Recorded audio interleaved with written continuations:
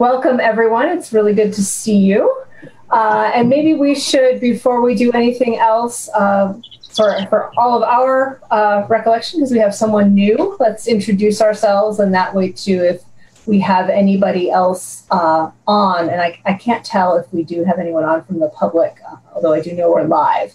That will also help them know who's who. I am Amy Delac. I'm the commission chair, and I live in the Near East Side. And let's also say one thing that we're doing to try to be normal or keep ourselves sane nowadays. I've been spending a lot of time outside, gardening and hiking. I don't know how we want to do this. I want to alphabetically by first name. How's that sound? Austin, you're up. Okay. Or no, all Abby. Right, hi. Abby? Yeah, let's go to Abby. Oh, good. Okay. Who I can't see, but. And Abby, we cannot hear you if you are talking. Is that better? Yes. Yes. Wonderful. Yeah, I think I have alphabetical nailed by first name. Yes, you do. You've been ahead of me. So I don't have a webcam, but I'm Abby. I'm the student representative on the council, and I have been crocheting lately. Cool. Austin? Okay. I'm Austin. I was recently a professor at OU, but I am now retired officially. I've been spending thanks. I've been spending my time gardening, and I just got a brand new paddle for my kayak, so I'm looking forward to getting out in the water. Elaine? I think I'm next. Yeah, I'm Elaine Getz, and I also live on the Near East Side, and I've been on this commission for, gosh, maybe close to 6 years now. Let's see, what am I doing to stay sane? I guess having dinner with the 6 other people who are quarantined with me every night. It's a lot of fun. That's a big quarantine. Yeah, it's a nice quarantine. And that's still keeping you sane, is it? Yeah, we take turns making dinner, so that does keep us sane. So right now somebody else is making me dinner. So it's very nice. Mm-hmm. All right, Jasmine, welcome. I think this is your first official meeting. You were appointed by the council a few weeks ago, I believe. So yeah, here. Thank you. This is my first meeting. I'm Jasmine. I live in Millfield, and I'm finishing up a thesis, my master's degree with OU's Voinovich School in the Environmental Studies program. And this week I'm actually starting as a resource assistant for the Wayne National Forest. I'm working with your husband as well, working on the Bailey's the Bailey's Trail system. So yeah, that's a lot of fun and an exciting opportunity. So I look forward to, maybe creating some partnerships there. I'm sure you guys are already on board with that. Yeah, we already have questions. I'm so excited to share. Well, I just started, but yeah, we'll be in touch about that for sure. Yeah, and I am playing with my chickens. I got chickens this year, and they're a lot of fun. And I'm kind of enamored. I know you're not supposed to name them, but what are you gonna do? Name them, of course. Yeah. Paul. Hi, everybody. Paul Logue. I'm the planner for the City of Athens and also a member of the Sustainability Commission. I think I am, and Ed Newman, who's not here right now, Ed and I believe, are the only 2 founding members of the Sustainability Commission still on board. I looked while Elaine, I actually thought you were an initial member, and I double-checked the minutes while we were talking here, and our first minutes were from, I think, November or December of 2012, and you were not on the commission at that point. So Ed and I are the senior members. To try to stay sane, I've been, we finally this year built a raised bed garden. And so myself and my wife, Sarah, and our 6-year-old Calvin, we've been diligently toiling in our garden and watching stuff grow. It's been a lot of fun. Cool. All right, Sam. Hi, everybody. Sam Crowell. I am the City Council representative to the Environment and Sustainability Commission. Very pleased to I've been on the commission for a couple of years now. And Staying sane? Well, I don't know about sanity, but been a lot of house projects this summer, and I guess I've been doing a lot of work on the new cities composting program. So a lot of time spent trying to disseminate information and make sure people understand why we started the program, and if they would like not to be a part of it, how they can opt out. It's important work, and it will be on our agenda a little later this evening. Great. Sarah. Hey, everybody. It's nice to see you all.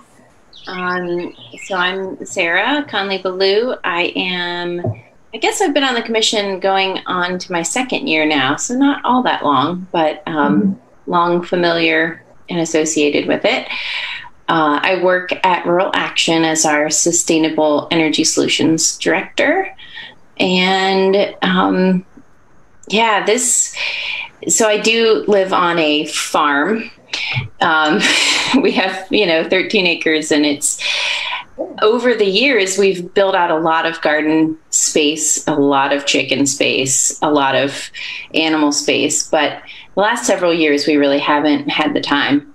And thankfully, this year we do have the time. And so I've got 35 chickens and 6 new raised beds and a lot going on out there. So that does feel good. And it also is great that my kids are more involved this time around. They're old enough now to realize that this responsibility is a shared responsibility. So they're learning a lot and engaging a lot. And, I have to say, while school is a very fundamentally important thing, and I'm married to a school teacher, so I have to say that, but the fact that they haven't been in a classroom but still learning so much has been a wonderful and valuable thing. So, great. And last but certainly not least, Stefan. I'm Stefan Gleisberg. I am with the Athens area birders and some other local organizations, Athens Conservancy, and its little offspring, the Athens Nature Center Initiative. So for my sanity, I go bird watching every day. So my minimum is 20 minutes just around the house, and maximum can be a half day or longer, depends on the day. So today I went with my daughter to the hike the Thunder Bunny Trail at Strouds Run State Park, which is a really beautiful area. I haven't been there in many years, so it's always fun. And some bugs here and there to take a picture of and upload to iNaturalist and fun things like that. Helps a lot with sanity for me.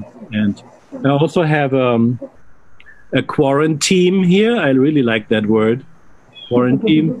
So with rotating responsibility for dinner. So that's a good thing. Good, yeah. Okay, I still don't see anybody else from the public on. I will continue to monitor that if we get any chat or questions. But let's go ahead and go to disposition of the minutes. Do we have, Paul did send the minutes around a few days ago. Do we have, first of all, any edits or corrections or additions to the minutes? Hearing none, can we get a motion to accept the minutes from the last meeting? So moved. Sam? Okay. Okay. And all in favor? Aye? Aye. Aye. Okay, all in favor. Okay. Next meeting date looks like it's going to be July 1st, 6 p.m. Does anyone have any conflicts with that? Big vacations planned? No? As far as I know, that's fine for me as well. And I'll assume that meeting will also be virtual unless we have a major change in situation over the next few weeks. But we'll plan for that to be virtual. Excuse me. Okay, so that brings us to old business, the first of which is the student data collection. So just to refresh everyone's memory, there was a group of, was it seniors or graduate students that were assisting us with collecting and analyzing the data for the various parts of our sustainability plan. And they were also hoping to do some comparisons of our plan and our progress to some other cities of similar size and situation. I think they were looking at like maybe Burlington, Vermont, a couple other college towns, maybe also a couple other Appalachian towns if they could find any. So I have not been the contact person on that project. So I think, Paul, you were the contact, is that right? Yeah, I was. They, I believe they were undergrad, and I'm pretty sure none of them graduated yet. I believe they were sophomores and juniors. Okay. I haven't heard anything from them since roughly the first week after spring break when they went to online curriculum. We discussed when they were going to do this, and through a few emails, I believe we talked about it. They were hoping to get a little bit more time just to get caught up with all the changes in their lives, and I had no problem with that. I was expecting to hear back from them the week before finals began to talk about it, and I haven't heard from them since then. I am a little bit concerned about that. However, I did send an email out to them. Is either Monday, my days they all blend together. It's either Monday of this week or Thursday or Friday of last week, asking for an update, and I haven't heard back yet. I'm going to give that a couple more days, and then if I don't hear from them, I will touch base with their instructor to see if he has any update. I know they were working on it. The class was for a grade, and they had to turn in a final project. And this was the project they were responsible for. So I'm confident that they did something. I think my guess is that right now, and I hope nobody takes this personally, but my guess is right now we are not their priority. Yeah, I would have actually been very surprised to hear that they had turned in a full suite of data and project. It's also possible some of the people they were trying to reach to get updates from were non-responsive once we got into late March and April when everything was a lot up in the air. Yeah. So what I would maybe suggest for a plan for moving forward on this is that I think it's a good idea to just ask the professor if he or she could just share what they turned in, assuming that it was something, and share that with the group as soon as we get it. And then, assuming that we may end up with less than what we had hoped for initially when this project began, we should plot, of course, starting in July, start planning for how we would fill in whatever data gaps are left from their project. Did anyone else hear from the students? Because I actually heard from them from a roundabout way. Somebody had emailed, one of the students had emailed somebody, and I can't remember now, and it got forwarded to me. And it was some information that I had told them I could provide, but I think they got mixed up and contacted somebody else. But did anybody else get any emails? Now that you say that, Elaine, I know Ed was in communication with them about solid waste issues. Okay. I was in communication with them. I did give them some data relating to city water utilities billing information, and then some basic stuff on lane miles of bike and pedestrian paths and things like that. We did do some of that, and I don't recall when that was, but I believe it was either late March or into early April. Now that you mentioned that, so they were definitely doing the work. They were definitely sending out doing the contact. So I know they do have some data for us. It's just getting that data, Amy. And I like your strategy. I'll follow up with Matthew next week, and hopefully we have at least. Even if we don't have a report, just having the numbers, I would be very grateful for right now. Yeah, exactly. Okay, anything else on that project?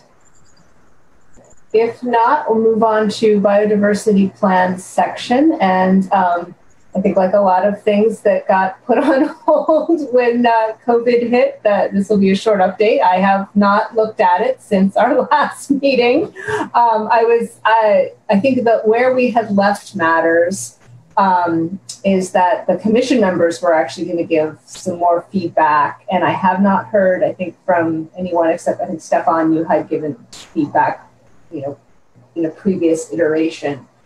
Jasmine, have you seen the copy of the biodiversity plan? Okay, so just to back up a little bit, there are a number of parts of the city's sustainability plan, including energy, waste, economy, food, etc.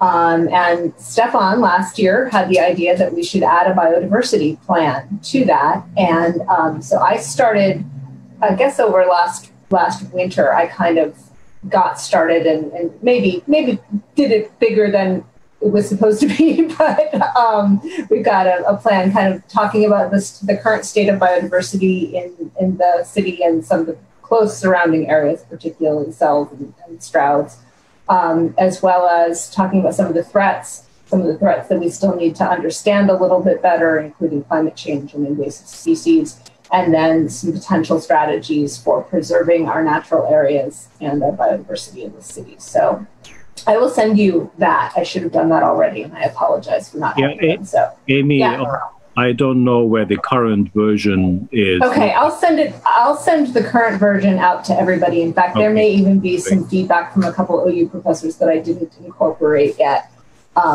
So I'll send another version around within the next few days. Mm-hmm. And if I remember correctly, it was spectacular, the work that you guys did. But as you mentioned, Amy, it was formatted and its size was much larger than anything else we had in the plan. Yes. One of the things we talked about last time was how do we append some of the information and how do we adjust other pieces of it to fit the rest of the system? Yeah. So I think once we sort of have the larger plan, everybody kind of on the same page with that, then we'll kind of do the smaller version that will go in the rest of the city's sustainability plan. And I think another thing that we had talked about that sort of combined both the student data collection idea and the biodiversity plan section is that we're going through the full city sustainability plan and doing an update of it. I think we need to make sure that it's aligned with the comprehensive plan that Paul and others have been working on. And then we need to add in the biodiversity plan section and then send it to City Council for their approval. And I think my initial plan was that we would send the biodiversity section to City Council, and we'd hope to do that by Earth Day. But I think it makes more sense to do one full edit and update of the plan and send that to Council. And I think that's an open time frame at this point. It might also help to just fill Jasmine in a little bit. In that you've probably seen the city's sustainability plan, which is on the city's website. So our goal has been to have an update of that plan annually, and we've gotten behind. All of this data that we're talking about. We have individuals on the commission who are responsible for a certain category and collecting the data. We had an offer from a class this past semester to help us out with that. So they were doing some of that legwork to contact various entities to get the data that we needed to update the plan, and that's where we got stalled. So I know that Jasmine's eyes on the biodiversity section will be great. And so if we kind of go backwards and take a look at that again and figure out how to implement it, that's a great way. Was the focus on plants or animals or both? Or both? Yeah. Cool. And actually, I think we may have even talked about your project by name as something that we were waiting for the results of your thesis for, possibly making some recommendations about. Yeah, it's going into the summer. So when it's done, you guys will be the first to know. Great. Yeah, we would love to have a presentation and read. I can't wait to read the whole thesis and like to have a presentation. I can't wait to have it done. No rush. It took me 7 years to finish my master's, so no rush. You probably didn't need to hear that, actually.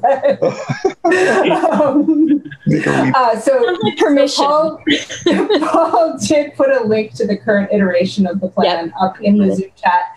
And I will also do some more edits on what I've got based on the feedback that I've gotten, and I will send that around to everybody and get it so it can be posted as well. So another thing that's fallen by the wayside over the last few months, but I think that we can pick up with over the next few months. Is there anything else on biodiversity plan? Well, I have some bit of news to biodiversity, not about the plan. Should we talk about that later, or? Either one. We could put it in new business if you think it's something we should talk about as a business item. Okay. Yeah. Let's hold it and add to new business. All right. Chimney swifts. And then C on our old business was the West Side Community Association collaboration. And that was, I think, Ed and I think it was Caitlin and Abby also were interested in the commission's input on some work that the West Side Community Association wanted to do. And what we'd sort of coalesced around was helping them with a new pollinator garden at the Arts West.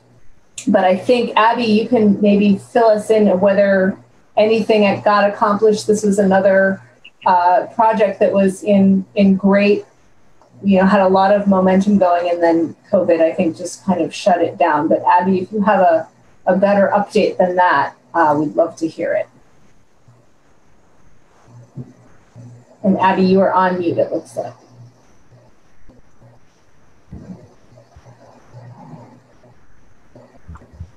Okay, she might not be. Yeah, Amy, so I'll tell you what I know anyway. Okay, great. There was another student who was working with Abby really on the B City USA piece of that project, who was doing a capstone project with environmental studies and working with our office. So what I know from Katie is that obviously the COVID shut everything down at that point. All of the volunteer hours that we had coming from, I believe, Federal Hocking High School, that got shut down. So there was a lot of planning going on, and Abby and other master gardeners had lists of plants to put in, but the actual, obviously, implementation of the garden got shut down. Yeah. And I don't know if there's been conversations about the way forward. My guess is probably not. I don't know if Abby. Abby, you're either frozen or you're muted. We can't hear you. I'm not sure if you can hear us anymore. Yeah. That's all. Your little mute icon is still showing, Abby. So you could maybe put something in the chat if you're still on listening and aren't able to talk. You can hear it. We can see it if you put it in the chat.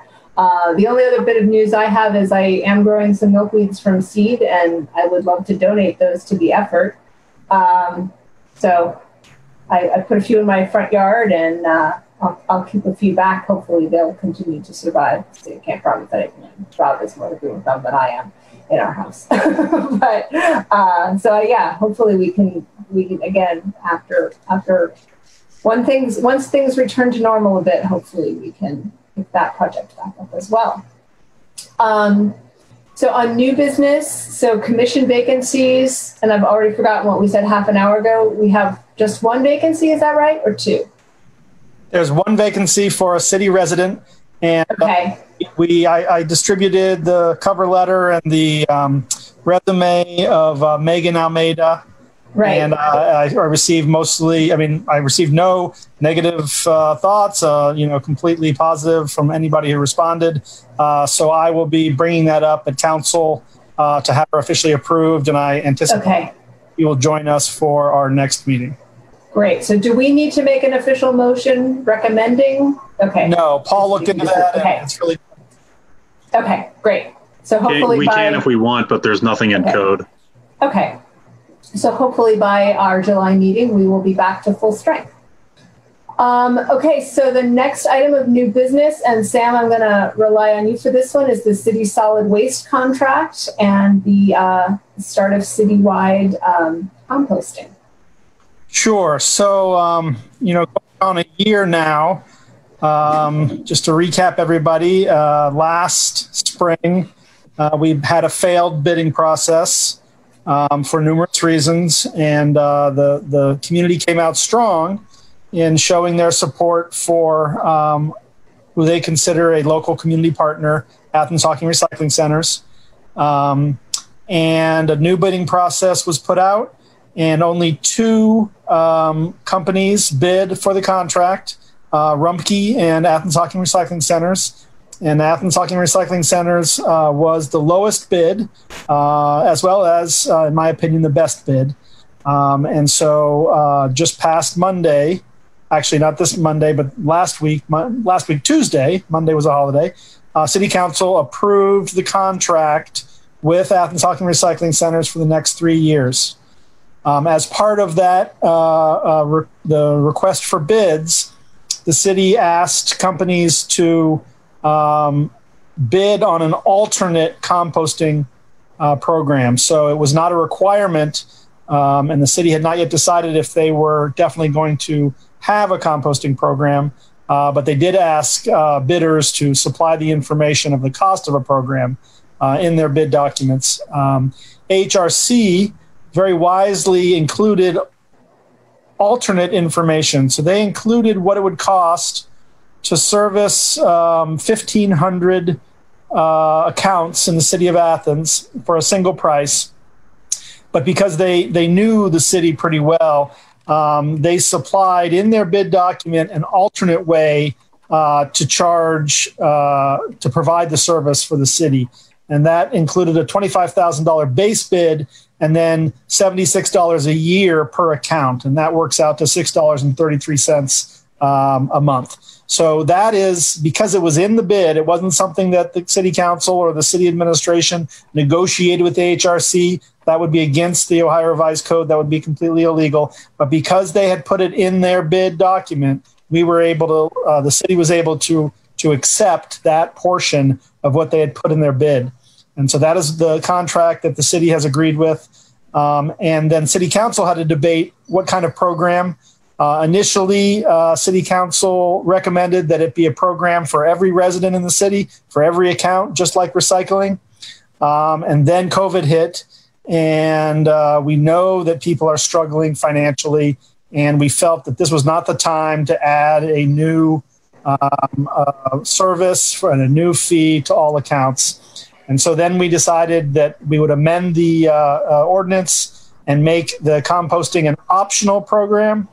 And then, of course, we had the debate whether it was going to be an opt-in program or an opt-out program. And if anybody followed the debate on City Council, we talked at length for a number of weeks about how about one way or the other. And ultimately, the program that was accepted by City Council, not by a unanimous vote, was an opt-out program. Now, I really am requesting the Commission's help in helping spread the word that I've been told. I myself am not on social media, but I've been told that there has been a fair amount of people out there saying that this is a money grab by the city, that the way that having an opt-out program is a sneaky way to put more money in the city's coffers, because people won't know that they have to opt out and they will be charged the fee. But the contract reads that the city is paying AHRC $6.33, which is the fee that will be on their water bills, for every person who has not opted out of the program. So none of this money is going into the city's coffers. It's not a money grab. If anything, it's going to HRC. And we're not trying to do something secret to enrich HRC. We just felt that an opt-out program gave the actual composting program. The whole goal of the composting program was the environmental benefit of keeping organic matter out of the landfill, gave it the best chance to really succeed. So we feel that City Council felt that an opt-out program it wasn't, an opt-in program probably was going to be those of us who were really supportive of the program or who are already in the pilot program, opting into that program. But opting out, make sure everyone is aware, everyone is thinking about, do I want to do this? People who may not have felt they wanted to do it may decide, yes, I do want to do this. So we went with the opt-out, and that is now currently being worked on by the city. The city is getting out a public service announcement, and there's going to be information in the actual buckets that AHRC will distribute across the city. I've had people contact me because they felt bad because they do backyard composting and they wanted me to know that they support composting. They just don't support the program. And that's great. I mean, if we all did backyard composting, that's fabulous. And I'm totally in support. I'm a backyard composter myself. But for those who can't do backyard composting or don't want to do backyard composting, this is a curbside service, just like refuse and recycling, that hopefully, help us. So that was the main piece of our debate at City Council. The fees that had to be raised in order to pay for the contract. City Council feels that the garbage fund should be paid for by residents, that it shouldn't be subsidized by the city, and especially now the city is really struggling to figure out how the city gets through this financial crisis. And so the fees were raised in order to simply pay the new contract with the HRC. So we'd love for anybody on this commission or any way you can let people know that they should contact the city to opt out. No shame in opting out, no problem with opting out. They send an email to compost@ci.athens. What's the rest of it, Paul? .us, I think. Yeah, it's that whole thing. It's going to be ci.athens.oh.us. That's what it is, right? And that whole thing will be in the newspaper and will be distributed widely. And they can, all they have to do is provide their name and their address and send an email, and that's how they opt out, and that's perfectly fine. So that's the end. Any questions? Yes, Amy?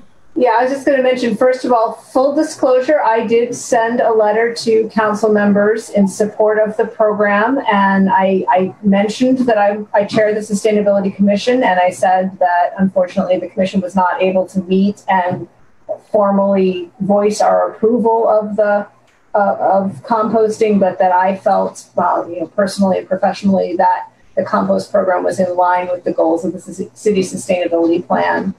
So I did send that email from myself.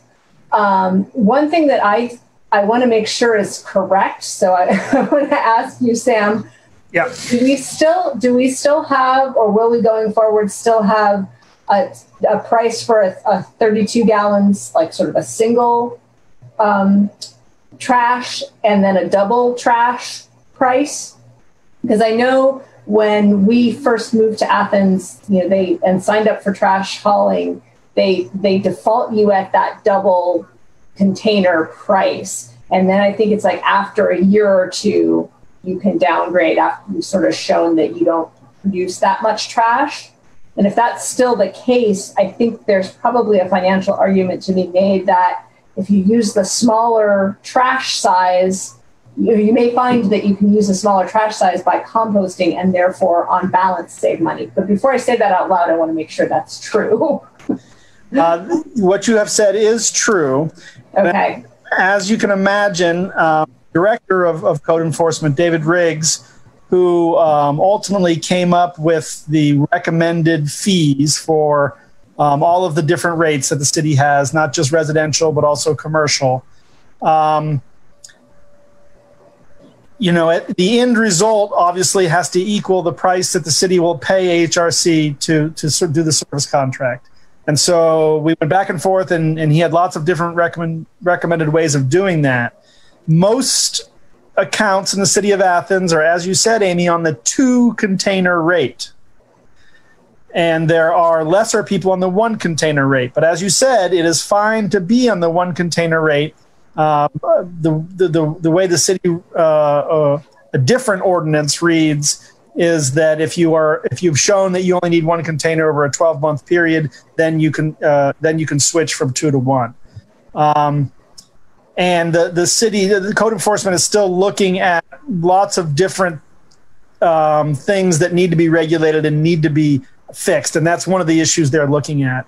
We looked also very closely at implementing a standard container, just like we have standard recycling containers. The city looked at having standard refuse containers, and that would solve some of the problems we have of people having 1 container that's 32 gallons or 1 container that's 64 gallons, and they still say, hey, I'm on a 1 container rate, but it's not an equitable system because the different size containers. So we did think it was a good idea to have a standard container to make it equitable across the city, but that was going to again raise fees. So that was going to be an extra $2 per account across the city to pay for those. We just thought at this time that it was not the time to raise fees for that. What the new ordinance does say is that a container is a 32-gallon container. It specifies that. So the code enforcement could go to somebody who's putting one container out, paying a one container rate, but has a 64-gallon container and is stuffing it full of trash bags, that they need to, that's actually a two container. I mean, that's not satisfying the ordinance which says a one container is 32 gallons. So we still need to get a little bit closer to a real pay-as-you-throw system, but it does get complicated because, about over 2,000 members or accounts in the city are paying that two container rate, which is obviously higher. And if everybody suddenly switches to one container rate, which I totally understand and should be allowed, it's going to mess the whole budget up of trying to pay the city's contract. So gotcha. Lots of little things that so I shouldn't say that too loudly, even though it's true. Right. But right now Sarah, it's a 132-gallon container versus a 232-gallon container rate. And I don't mean to hijack the conversation, but I think Abby's back. Ed has joined us. Ed's joined us, yes. No. Hi, Ed. How you doing? Pretty good. How are you? Ed. All right, sorry I'm late. That's all right. Hi, Kat. We're talking about compost, Ed. You must have heard yourself invoked. It was good timing, huh? Yeah. I think Sarah has a question. I do, yeah. Well, first, Sam, great job working through all of this. I know it's been a lot to navigate, and I think that council's done an amazing job of, looking at every detail and really managing for all of the variables that come into play with this contract and with the needs of our city. So great work, yeoman's job, for sure. The only question I have that I haven't yet heard an answer to, it might be a little in the weeds, but it relates to weeds, with individuals who might want to compost yard waste or might want to have large compost like a multi-unit apartment dwelling or anything that falls outside of the standard residential 1 bucket per week fit. Has that been discussed? Is that part of the contract? Has there, are the rates different for that? I'm just curious. That's a great question. A couple of things. Right now, the city has an agreement with the university that all yard waste is composted. All yard waste goes to the city's for composting site and is piled up. But that could be useful input, carbon for the composting program. And so the city is, just in a meeting I was in yesterday morning, discussing with Bruce Underwood, potentially Athens Hockey Recycling Centers taking over the yard waste pickup program. The university doesn't need it. The university just has a large site, is not charging the city to dump it there. And so it's not changing money or anything. It would just be Bruce Underwood would need different infrastructure. He would need a different truck to be able to pick up that city yard waste, but he could use it, obviously. It would be a useful input at his composting operation. Right now, he receives wood chips for his carbon from local tree services who I think just donate those to him. But the yard waste would be useful. So there is right now a conversation about how to maybe switch that pickup from the city to HRC, and there would be a savings on the city's end just because of the manpower. They usually have one person who's driving around all day picking that up, and so there would be some savings in terms of freeing up that person. Now, your other question is also excellent too. AHRC will still offer composting programs outside of their city residential contract.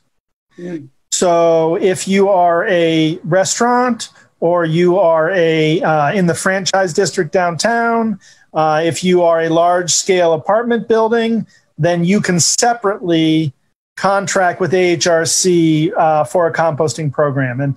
And Bruce just indicated that you could always do that at that relatively high rate of $20.65 that people in the pilot program who extended have been paying for a while. The rates would be much lower than that because he's got more people participating in the program. But he is looking into that. But he did indicate in this meeting yesterday that there are options to have the service with AHRC, but it would be separate from the city's billing. So hopefully we will see not only large apartment complexes and maybe some of the larger sort of companies in town, but also the larger landlords who will have the ability to opt out all of their properties. And then an individual student or renter who wants to opt into the program can do so with AHRC directly instead of through the city, because the landlord has control over the charges on their accounts. So Bruce said that he could talk to individuals about a program separate from the cities. So hopefully we'll see it grow in many ways. Thank you. Thanks for that update, Sam. Sure. Does anybody else have any questions? Austin. Oh, you're on mute.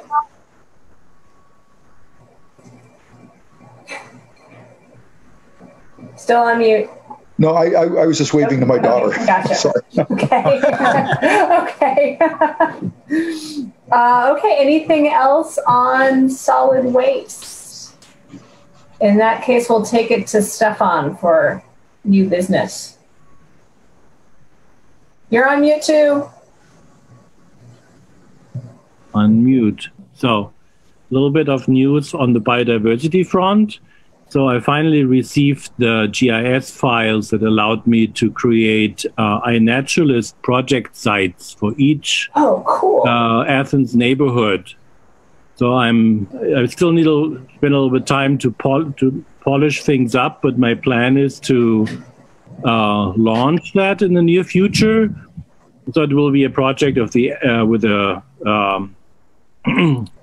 with the Athens Nature Center Initiative label, but I wanted to run that by the commission because it's related to our biodiversity plan and how much of an official partner the commission and or the city should be. So one aspect of it is that it could be linked to the Arts and Recreation Department, as being something, because we want to collaborate with them anyway in providing guided nature walks at some point. So that would tie in nicely with this iNaturalist project. Is everyone on the commission familiar with iNaturalist, or is there anyone who's not? Okay. You're not familiar, Paul? When it's all more polished, I can send out a link and a little bit a description and maybe a draft kind of publicity letter that I'm working on when it's being launched. And I think it also should go to the city council and the mayor so that they know about it as well. So Stefan's individual project areas will allow, first of all, people to get a better understanding of the biodiversity in their neighborhood, and also to really be able to track, if you see a species on the Near East Side, you'll know that it's in your neighborhood. Maybe we can get a little friendly competitions going between the various parts of Athens to try to add species, and that will help us better understand what we have in terms of biodiversity. Yeah, so right now the near north, awesome, where I live, is on the same level as the west side, but I think that's going to change, Ed. As soon as Ed gets himself involved, it'll change. So, right. so a question about that. So you have to get a login to the iNaturalist, right? And Correct. You need an account, your own account, when you download your app. So the normal ways you would use your phone camera to take pictures of an insect, and then or a plant or whatever, and then upload it. You can also use your camera and download it on your computer and upload it. So for birds, that's easier to use a real camera. Yeah, but you need your own personal iNaturalist account. Basically, it's a name and a password and an email address. And that's different than the iBird. That's different from eBird. Different from eBird, yes. Yeah. So iNaturalist requires a photo for identification, so it does work better for things that lend themselves to being photographed.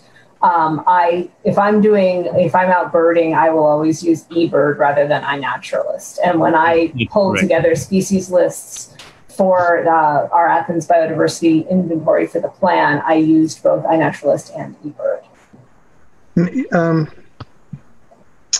Yeah, I keep not familiarizing myself with that, and I need to get beyond that. Yeah, it's really easy. You download that thing and you upload it to the platform, and everything is being taken care of from there. Yeah. Great. Yeah, so that's another thing. At some point I would like to do maybe some sort of a workshop for people interested in that to get them started. So I think it has to come with some sort of promotional effort. I tried to get my Athens Nature Center folks to commit to that on some level, a blog post every now and then, or some news article about it, and workshops and things like that. And hopefully the city would also, be a supporter, at least in spirit, and maybe, also with some help in other ways. Yeah, I need to get familiar with it so I can make sure the west side is ahead of the east side. Stefan, once you're ready to launch, we should be able to help you, of course, marketing and getting the word out, all of that.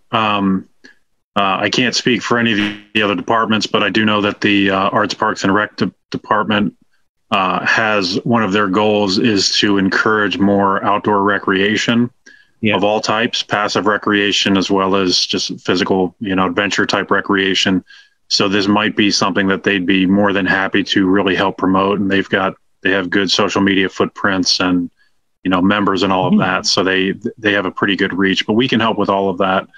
I'm sure we could probably, once you're ready to launch, we could, if you wanted to do a brief tutorial video or something, we can probably get you set up to do that, and we can help spread that as well using our social media and government channel, etc. Excellent. That's good to hear.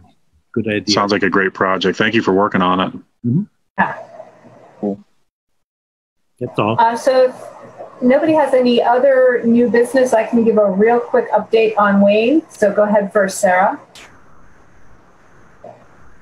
Yeah, I wonder if this maybe should be considered old business that has updates to it, which is when we'd had inquiries from a citizen around the solar panels at the Athens Community Center, and sort of the update I wanted to share as it relates to city's energy development, solar energy development. I checked in today with Andrew Cheeky at the city to find out whether, what the status was with the latest distributed solar project, which is going to be located adjacent to this community center and along the bike path towards the wastewater treatment plant. Okay. If you recall, there was an RFP issued and several vendors replied. Andrew reported that they have selected Third Sun Solar and they're in the planning process now.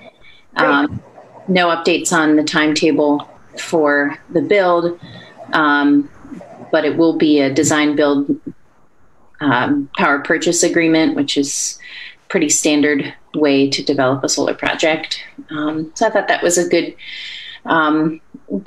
update and step forward for our city's solar development. And then the only other update to add to that also is that this month, the energy customers in the city of Athens will see a new rate on their utility bills for their electric. And that new rate is actually decently lower than the rate that has been seen for the last year and a half, 2 years. These are SOPEC aggregation member customers. Yeah. And in that rate, it will include it rolled into that rate is the carbon fee that will be collected and will be used for solar development projects in the city. So celebrating. Yeah, if I recall correctly, that new rate is 5.4 cents per kilowatt hour, and that includes it's 5.17. 5.17, okay. And I know that's down my previous rate before I was able to re-enter aggregation, because they can now do net metering, had been 5.7 cents per kilowatt hour for renewables. So yeah, considerably lower even with the carbon fee. So that's great. Yeah. So, oh, sorry. Go ahead, Ed. It's Third Son's 20th anniversary. What, today? Yes, today. And really, they're kind of celebrating all month. But yeah, great. Worth celebrating that as well. Yeah, very good. One other thing just to add, as we are doing media around iNaturalist, obviously this would be in a different post, but I do think that it is important that the city communicate with the customers, SOPEC aggregation customers, so that they're aware that, their rates are changing. It's going to roll in like in a phased way. And we're not sure if people will see the rate change this month, or if this is the month the bills will, the meters will be read and it will be applied in the July bill. But it will happen over time. It's not going to be everyone on the same date. So just be aware of that. And we do need to have further discussion as to how that carbon fee fund is dispersed and used by the city. That is, public dollars, and they need to be utilized in ways that people are all comfortable with and, excited about. Obviously, there is a huge solar project in the city, and maybe the most appropriate use of it is towards that project, but that hasn't yet been firmed up. So, just wanted to make sure we had an update on that. Great. Thank you for that. Sorry, I'm not sure if you guys were done with that one. I just wanted to get this in before. Yeah, go ahead. So you're breaking up a bit. Can you get closer to your microphone? You might be frozen, actually.